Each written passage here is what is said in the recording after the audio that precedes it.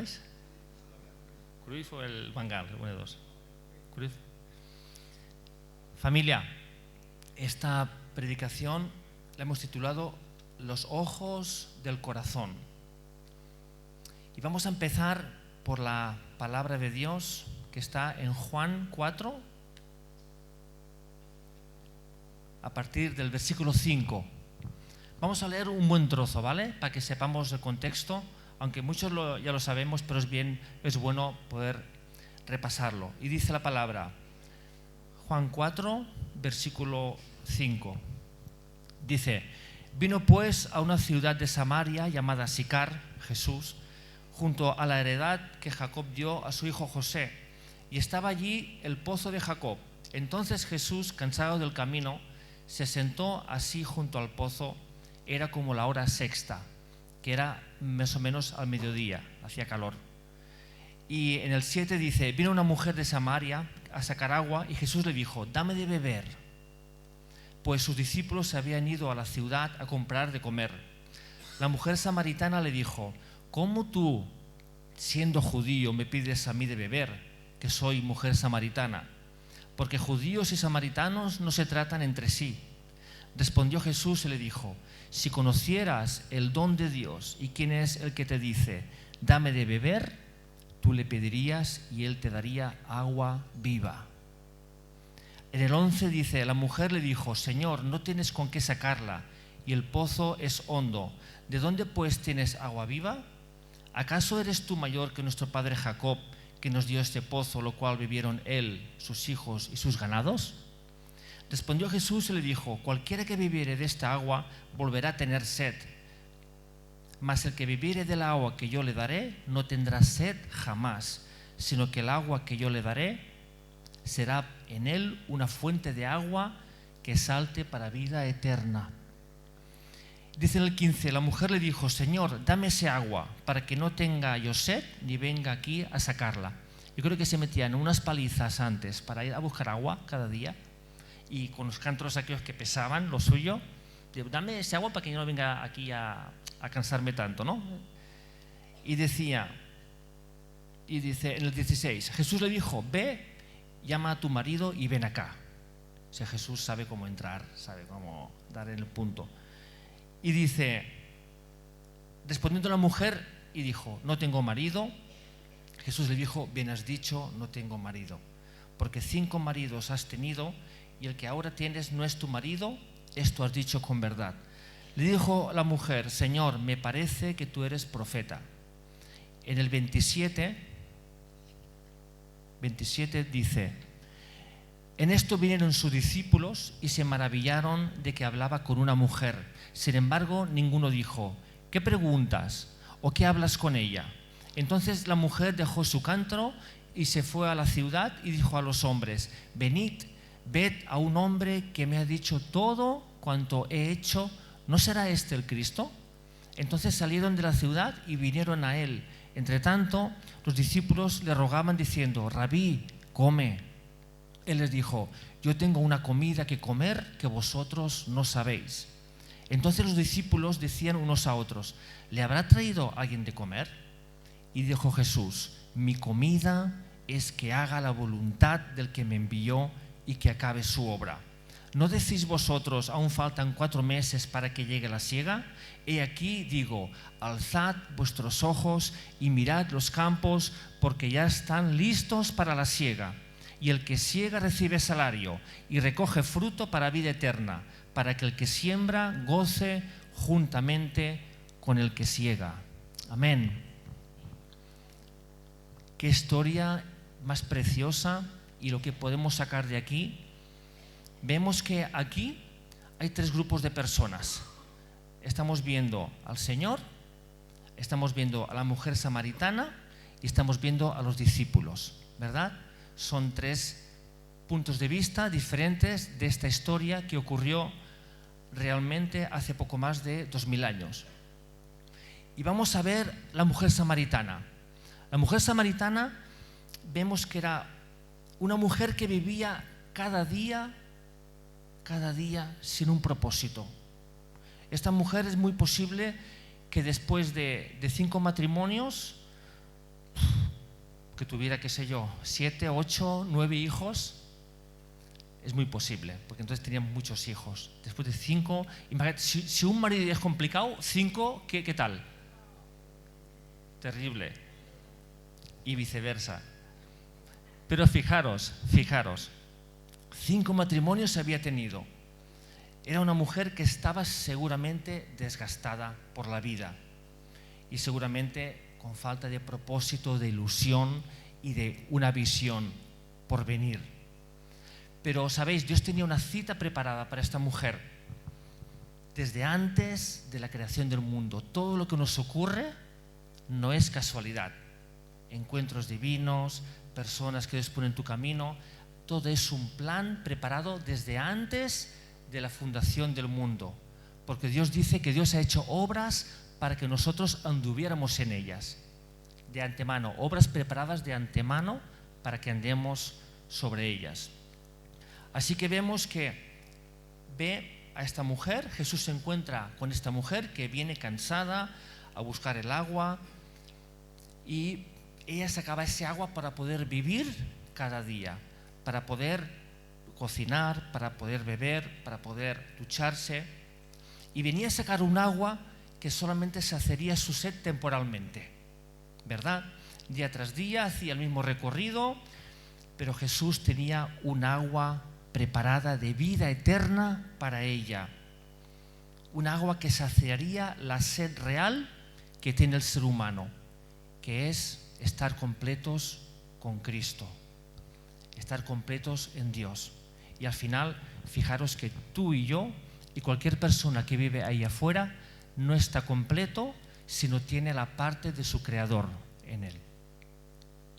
El ser humano ya podemos dar vueltas, ya podemos buscar, ya podemos tener dinero, ya podemos tener riquezas, posesiones, que si no tenemos la esencia del Dios vivo que nos ha creado, jamás tendremos la verdadera paz y el verdadero propósito. Amén. Fijaros que esta mujer vivía en una aldea que se llamaba Sicar. ¿Y sabéis qué significa la palabra Sicar? Estuve buscando y digo, ¿qué cosa? Pues significa ebrio, borracho o falsedad. Esta mujer vivía en un estado de ebriedad, en una vida falsa, que es donde viven las personas sin Dios. Viven en un propósito que no es el correcto, que no es el propósito eterno de Dios, sino que viven en lo temporal, luchan por lo temporal, se matan por lo temporal y no viven en una realidad. Alguien que está ebrio no vive en la realidad. Es todo, a veces por uno está ebrio, felicidad temporal, ¿verdad? Y uno no está en los problemas, sino que está realmente en la ebriedad, en la falsedad. Dice la palabra en Mateo 16, 26. Dice, porque ¿qué aprovechará al hombre si ganara todo el mundo y perdiere su alma? Dice, ¿o qué recompensará tendrá el hombre? ¿Verdad? ¿O qué recompensa tendrá el hombre por su alma? O sea, ¿cuántas personas, incluso nosotros, a veces nos afanamos tanto por tener, tanto por llegar a tener aquello o lo otro, y al final realmente todo esto se va a ir en un suplido? No estoy diciendo que sea malo, hay que tener motivaciones, hay que tener metas, hay que tener, ¿verdad? Pero a veces se nos va un poquito demasiado ese anhelo de poseer, ¿verdad? Hemos visto a la mujer samaritana, ahora vamos a ver los discípulos. Y vemos que los discípulos, cuando llegan al sitio donde Jesús estaba, vieron que se sorprendieron porque hablaba con una mujer, y más siendo samaritana, pero no se atrevieron a preguntarle nada. Ahora imaginaos, los samaritanos y los judíos no se hablaban entre sí, no se hablaban, porque los judíos, los samaritanos y los judíos se separaron porque los samaritanos formaban parte del pueblo judío, pero llegó un punto en la historia en que los samaritanos se despegaron, no siguieron la ley judía, y los judíos tenían a los samaritanos como unos renegados, como unos apóstatas, como alguien mucho más bajo, ¿verdad? Y entonces no se hablaban, se pasaban por la calle, no se hablaban, y si se pegaban, pues incluso mejor, qué sé yo. ¿Os acordáis de la parábola del buen samaritano? Que vino el sacerdote, todo puesto, todo chulo, todo bien vestido, y se iba y miró de reojo al que estaba herido. Era judío. Después vio un levita, ¿verdad? Otro tipo de sacerdote, y también pasó de largo, que me contaminaré y tendré que hacer otra vez el rito de purificación y no lo puedo tocar. Pero el samaritano, el que estaba desechado, el que nadie tal, él se hace cargo de esa persona que estaba malherida, ¿verdad? Y a veces yo también veo que hay muchas personas que no son cristianas y que tienen unos valores, no cristianas, que tienen unos valores que a veces me dan lecciones. Digo, hay que ver, menos luz de parte de Dios, y nos dan lecciones gente que no conoce a Dios. Pues fijaros que Jesús se puso a hablar con esa mujer y rompió un molde ahí de religiosidad en la mente de los discípulos, en el parámetro de los discípulos. Ahí rompió ese marco. Y Jesús ahí abrió la puerta a predicar a los gentiles. Mujer, que en aquel tiempo eran hechas como menos, ¿verdad? Eran tratadas como menos, y encima samaritana, y Jesús hablando ahí solo con ella. Los discípulos, claro, hasta tuvieron miedo de preguntar, porque decían, el maestro nos saldrá con una de las suyas, nos va a dejar hechos polvo. Así mejor que temieron preguntarle. Dicen que los judíos le rogaban y le dijeron a Jesús que tenía que comer, que el Señor les dijo que Él tenía una comida que ellos no sabían, y era hacer la voluntad de aquel que los llamó. Jesús les dijo, ¿no decís vosotros que aún faltan 4 meses para que llegue la siega? Dice, he aquí, les contestó, he aquí, alzad los ojos y mirad los campos, porque ya están blancos para la siega. Los discípulos estaban mirando, familia, con los ojos naturales. Ellos miraban con los ojos que tenemos en la cara. Ellos miraban a corto plazo. Pero Jesús aquí estaba dando una lección de mirar con los ojos del corazón, con los ojos de la visión, con los ojos de lo eterno, ¿verdad? Y qué propicios somos hoy a mirar con los ojos naturales, ¿verdad? La necesidad de hoy, que es normal, que hay que hacerla, pero a veces nos olvidamos de mirar con la visión que Dios nos da para nosotros. Mi tendencia natural, como he dicho ahora, es vivir el hoy y el ahora. Y la verdad es que no nos da la vida. ¿Quién dice, no me da la vida para todo? ¿Quién levanta y dice, no puedo llegar a todo? No me llega la vida, no tengo horas. Quiero hacer deporte, quiero estar más tiempo con amigos, estar más tiempo con la familia. No me llega.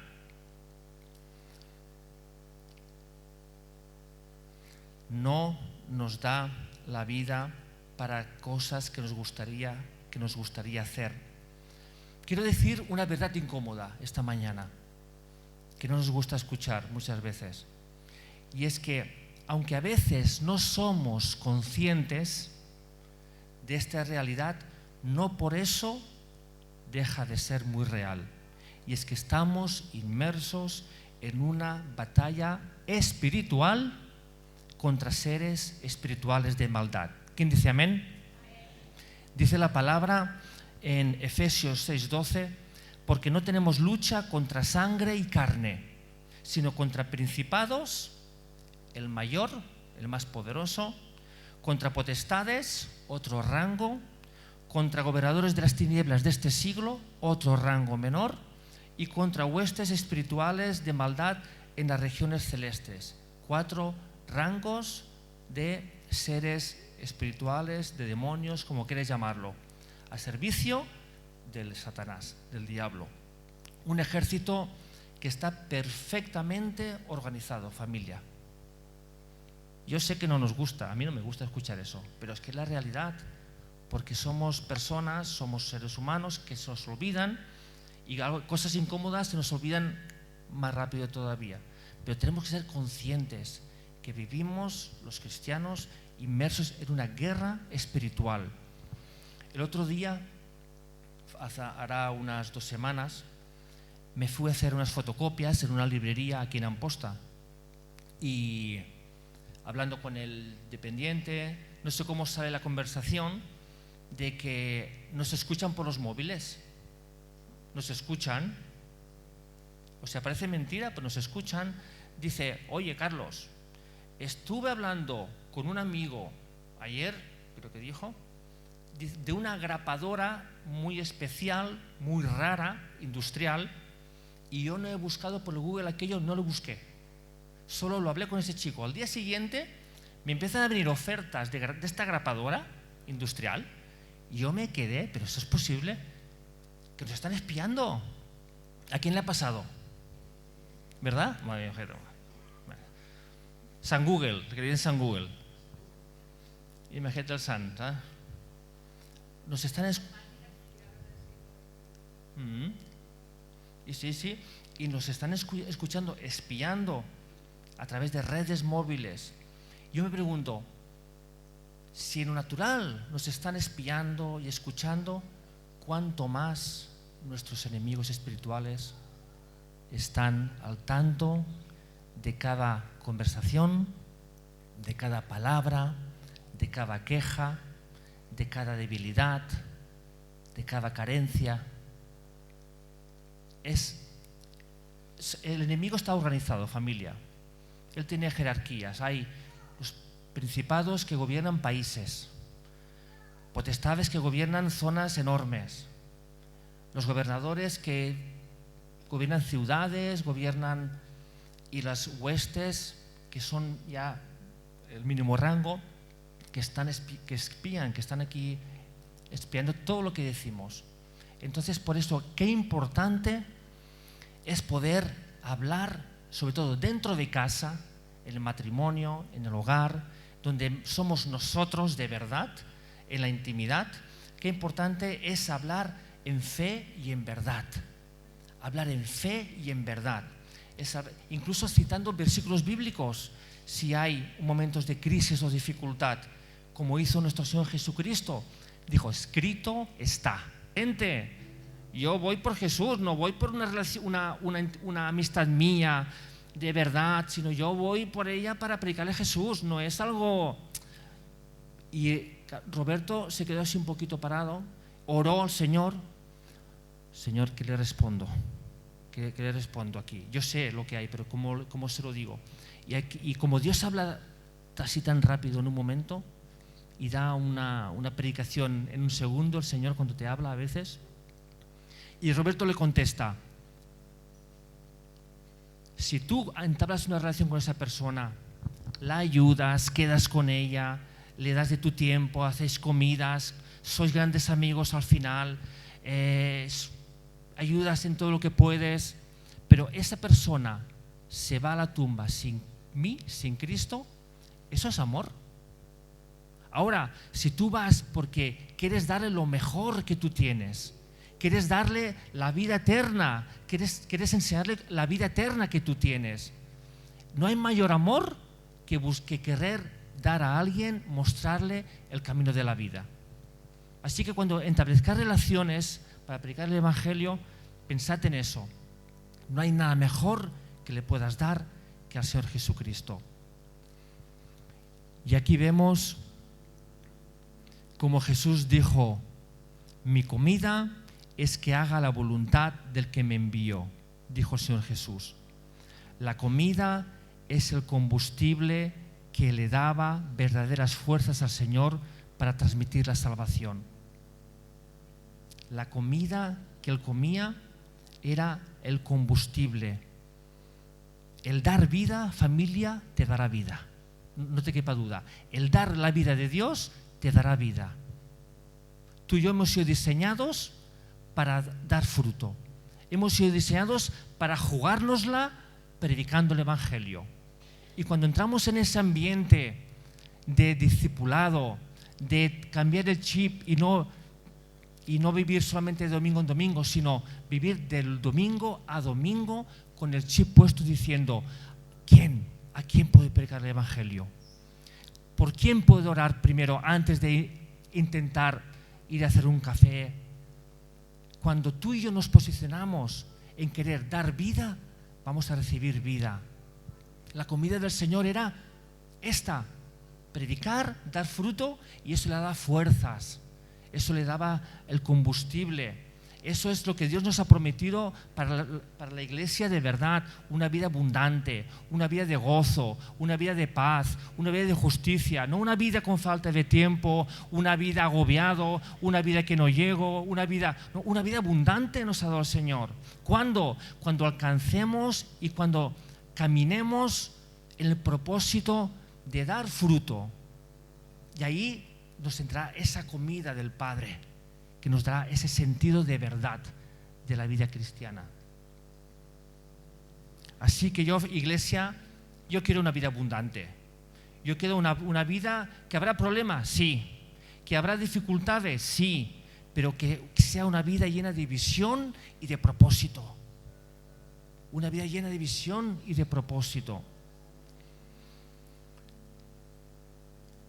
Ya para acabar, sé que hay ganas de avanzar en esta nueva etapa, familia. Sé que hay ganas de avanzar. Soy consciente de que hay bastantes hermanos y hermanas que necesitan descargarse de tanta carga que se lleva, y descargarse para seguir caminando el camino que Dios nos está mostrando. Soy consciente y he hablado con muchos hermanos que ahora mismo no llegan para hacer lo que quieren hacer, que es formarse con ese curso, que es caminar en esa visión, pero no se llega, ahora no se llega. Hay tantas cosas que tenemos encima.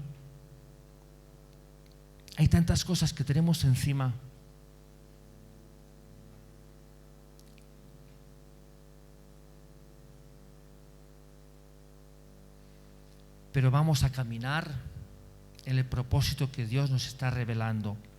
Que esta mañana, iglesia, el Espíritu Santo nos traiga convicción y sabiduría a nuestros corazones.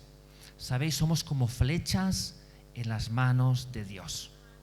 Somos flechas en la aljaba de Dios, que Dios nos saca, nos apunta y dice: hey, te quiero ahí. Pero es un tiempo en que solamente el Espíritu Santo va a ser el que nos va a dar convicción de qué es lo que tenemos que dejar, no dejar, hacer, no hacer. Y yo estoy gozoso, familia, estoy gozoso porque hay ganas.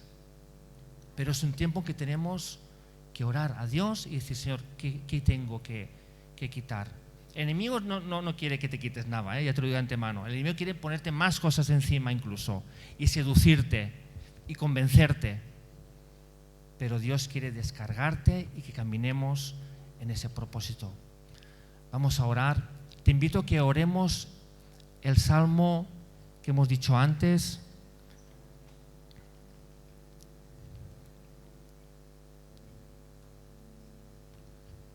El Salmo 90. Enséñanos a entender la brevedad de la vida para que crezcamos en sabiduría. Enséñanos de tal modo a contar nuestros días que traigamos al corazón sabiduría. Vamos a orar, familia.